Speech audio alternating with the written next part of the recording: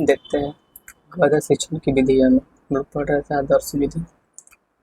आदर्श विधि में हार्वर्ड के पंचपदीय विधि का उपयोग किया गया। किसका? हार्वर्ड का पंचपदीय विधि का उपयोग किया गया है, उनकी मनोवैज्ञानिक विधि है। आदर्श विधि कैसा विधि है? मनोवैज्ञानिक विधि। हार्वर्ड के पंचपदीय विधि का उपयोग किया गया है। कौन कौन?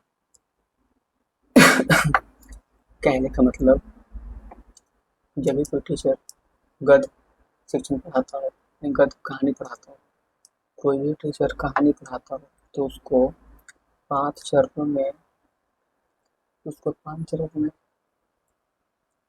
उसको पांच चरण में इस चैप्टर को समाप्त करना चाहिए। टीचर में 5 चैप्टर 5 स्टेप में कौन कौन? प्रस्तावना, उद्देश्य कथन, प्रस्तुतिकरण, बोध प्रश्न और गृह कार्य, होमवर्क। ठीक है, 5 चरण में उपयोग मतलब उस चैप्टर को खत्म करना चाहिए। 5 गो स्टेप है। प्रस्तावना, उसका उद्देश्य क्या है, उद्देश्य कथन क्या है, प्रस्तुत क्या कर रहा है, प्रश्न क्या बना, होमवर्क क्या है, बस ये चीज। ठीक है। प्रस्तावना कहने का मतलब उद्देश्य छात्रों का पाठ्य पुस्तक की ओर आकर्षित करना। प्रस्तावना लिखा रहता है वहाँ पे, छात्रों को पूर्व ज्ञान से जोड़ना। अंत में समस्यात्मक प्रश्न देते हैं, ये होती है प्रस्तावना में। उद्देश्य छात्रों के पाठ्य पुस्तक की ओर आकर्षित करना, छात्रों को पूर्व ज्ञान से जोड़ना। अंत में समस्यात्मक प्रश्न देते हैं। उद्देश्य कथन, समस्यात्मक प्रश्न के विषय को बालक समक्ष एक कथन के रूप में प्रस्तुत किया जाता है। ठीक है, कथन के रूप में, क्वेश्चन को कथन के रूप में प्रस्तुत किया जाता है। प्रस्तुतिकरण कहने का मतलब पाठ्य पुस्तक के विभिन्न शिक्षण बिंदुओं को एक मनोवैज्ञानिक क्रम में बालकों को समक्ष रखा जाता है। गद्य शिक्षण के अंतर्गत छात्रों के संदर्भ आदर्श वाचन किया जाता है। तत्पश्चात छात्रों द्वारा अनुकरण वाचन होता है और प्रश्न और उत्तर के माध्यम से पाठ्य पुस्तकों को शब्दार्थ सहित व्याख्या की जाती है।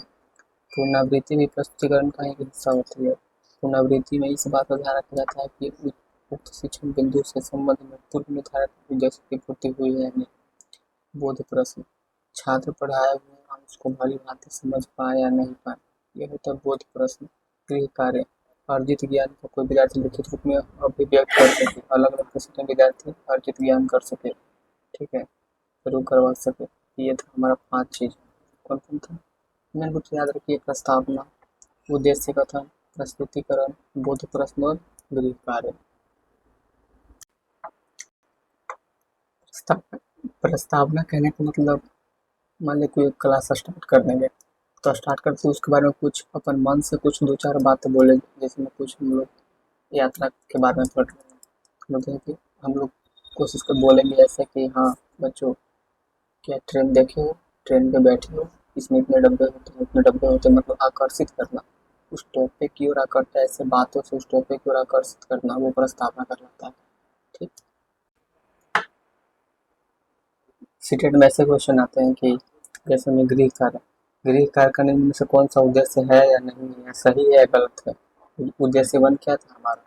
गृह कार्य का उद्देश्य 1 है कि गृह कार्य का उद्देश्य 1 कि अर्जित ज्ञान को विद्यार्थी लिखित रूप में अभिव्यक्त करे। ठीक है, पर अलग अलग परिस्थितियों में विद्यार्थी अर्जित ज्ञान को प्रयोग करना सीखे, ये हमारा उद्देश्य 1 और उद्देश्य 2 था। ये आता है क्वेश्चन। ठीक है, आगे पद शिक्षण, कविता का उद्देश्य क्या है? कल्पना शक्ति का विकास होना, कल्पना करना, सहानुभूति की क्षमता का विकास होना, भाषा तत्व का ज्ञान, रस, छंद, अलंकार का ज्ञान होना, देश प्रेम व मानव प्रेम के प्रति जागरूकता होना, सुनकर भाव ग्रहण करने की योग्यता का विकास होना, कविता या कथन का आशय बोध, शुद्ध व स्पष्ट उच्चारण, उचित गति, विराम चिन्ह, लय, तुक, आरोह अवरोह के साथ गति का स्वर पाठ पढ़ना, मतलब बोलकर पढ़ना, और लय बनाना एक तरह का, मतलब कविता मतलब लय। ठीक है, पद शिक्षण में कविता का उद्देश्य था क्या चीज? वही जो तुम लोग पढ़े, खुलकर पढ़ना। ठीक है, कविता शिक्षण की विधियां कौन कौन सी है? 2 विधि है, गीत विधि और अभिनय विधि। गीत विधि प्राथमिक स्तर पर, मतलब 1 to 5 में, गीत विधि में।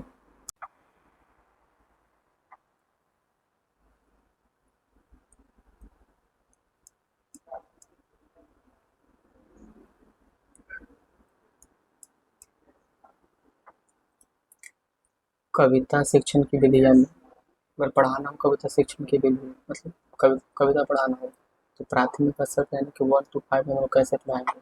गीत विधि और अभिनय विधि और नीचे में गीत विधि में क्या मतलब 1 to 5 के लिए नियम कानून ये विधि है। किसके लिए? 1 to 5 के लिए, कक्षा 1 to 5 के लिए ये विधि है। कविता को गीत के माध्यम से पढ़ाना यानी मनोवैज्ञानिक दोनों है।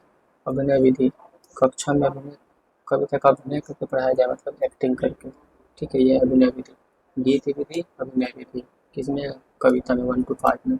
और अर्थबोध या शब्दार्थ विधि मतलब अमनोवैज्ञानिक विधि है। कौन सा विधि? अमनोवैज्ञानिक विधि है। उच्च प्राथमिक स्तर पर यानी कक्षा 4 से 5 छात्रों की अपेक्षा शिक्षक अधिक सक्रिय रहता है। किसमें? अर्थबोधक या शब्दार्थ विधि में। मनोवैज्ञानिक विधि है, ठीक है, अर्थबोध।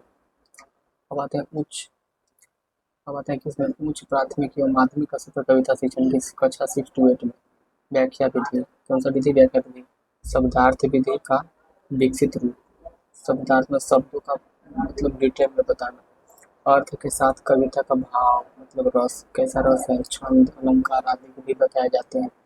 कविता का कला पक्ष, भाव पक्ष भी बताना।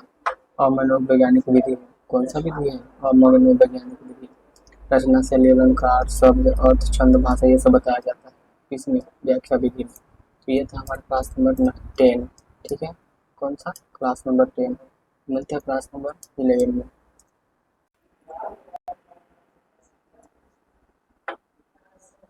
कला पक्ष, कला पक्ष में क्या आता है? रचना शैली, अलंकार क्या है, छंद क्या है, शब्द क्या है, अर्थ क्या है, ये सारी चीज आते हैं। ये था क्लास नंबर 10, ठीक है। मिलते हैं क्लास नंबर 11 में।